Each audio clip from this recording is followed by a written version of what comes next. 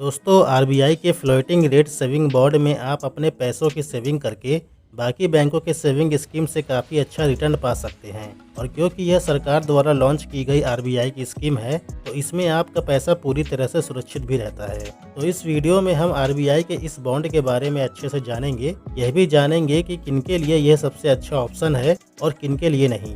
तो पूरी जानकारी के लिए वीडियो को पूरा जरूर देखिए। और अगर आपने चैनल को सब्सक्राइब नहीं किया है तो तुरंत सब्सक्राइब कर लीजिए। दोस्तों, इस सेविंग स्कीम को जून 2020 में लॉन्च किया गया था। इसे फ्लोटिंग रेट बॉन्ड इसलिए कहा जाता है क्योंकि इसमें ब्याज दरें हमेशा एक सी नहीं रहती हैं, बल्कि साल में 2 बार अपडेट की जाती हैं, जो कि जुलाई और जनवरी महीने में अपडेट की जाती हैं। इसलिए आपका रिटर्न भी इसी इंटरेस्ट रेट के हिसाब से कम या ज़्यादा होता रहता है। इसमें जो इंटरेस्ट रेट होता है वो पोस्ट ऑफिस की नेशनल सेविंग सर्टिफिकेट से 0.35% ज़्यादा रहता है।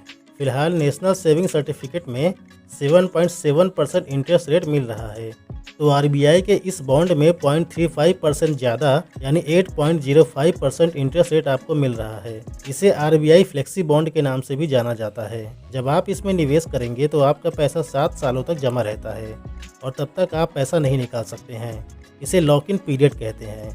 7 साल के बाद आपको ब्याज के रूप में हर 6 महीने बाद पैसा मिलता रहता है, जो कि 31 दिसंबर और 30 जून को आपके बैंक अकाउंट में क्रेडिट हो जाता है। हालांकि सीनियर सिटीजन को थोड़ी छूट मिली हुई है।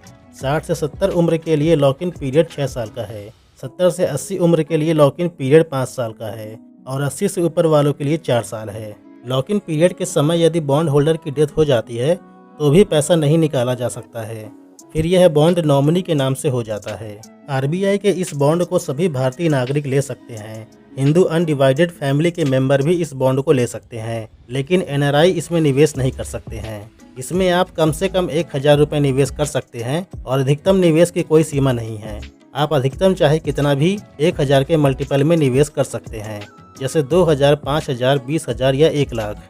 इस बॉन्ड को आप आरबीआई से या देश के सभी 16 प्रमुख बैंकों से परचेस कर सकते हैं। इस बॉन्ड को आप अपने बैंक के ऑफिशियल वेबसाइट से ऑनलाइन भी परचेस कर सकते हैं। इस बॉन्ड में मिलने वाले इंटरेस्ट अमाउंट में टैक्स की कटौती भी होती है। आप जिस भी टैक्स स्लैब में आते हैं उस हिसाब से टैक्स आपको देना पड़ता है।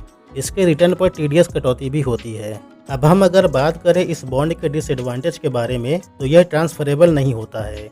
ना ही इस बॉन्ड को आप स्टॉक एक्सचेंज पर ट्रेडिंग कर सकते हैं और ना ही इस पर आप लोन ले सकते हैं। अब क्या आपको यह बॉन्ड लेना चाहिए? तो अगर आप 60 साल के कम उम्र के हैं तो इसके काफ़ी अच्छे इंटरेस्ट रेट के कारण यह आपके लिए अच्छा ऑप्शन है। 7 साल का लॉक इन पीरियड आपके लिए थोड़ी दिक्कत वाली बात हो सकती है, और यदि आपके पास इतना पैसा है जिसकी ज़रूरत आपको अगले 7 साल तक नहीं होती है, तो 7 साल के बाद रेगुलर इनकम के लिए आप इसमें निवेश कर सकते हैं। और यह आरबीआई की स्कीम है, तो इसमें आपका पैसा भी हमेशा सुरक्षित रहेगा। हालांकि स्मॉल फाइनेंस बैंक के एफडी में आपको इससे ज़्यादा इंटरेस्ट रेट मिल सकता है और उसमें लॉक इन पीरियड का भी बंधन नहीं होता है, पर उसमें रिस्क थोड़ा ज़्यादा रहता है। और यदि आप सीनियर सिटीजन हैं, 60 से ज़्यादा की उम्र के हैं, तो मुझे नहीं लगता कि यह स्कीम आपके लिए बेस्ट ऑप्शन है। ऐसे में आपके लिए पोस्ट ऑफिस की सीनियर सिटीजन सेविंग स्कीम ज़्यादा फायदेमंद हो सकती है।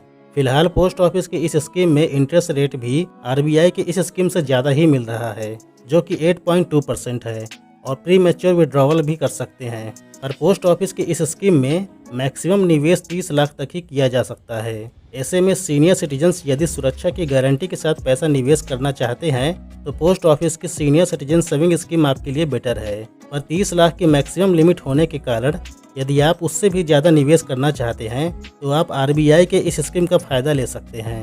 तो दोस्तों, ये थी आरबीआई फ्लोटिंग बॉन्ड की जानकारी। अगर आपके पास कोई सवाल हो तो कमेंट में ज़रूर पूछें। साथ ही फेसबुक और ट्विटर पर फॉलो करके भी आप सवाल पूछ सकते हैं। ये वीडियो अगर आपको इन्फॉर्मेटिव लगा हो तो लाइक ज़रूर करिए और शेयर करके अपने लोगों तक भी ये जानकारी ज़रूर पहुँचाइए। Have a nice day.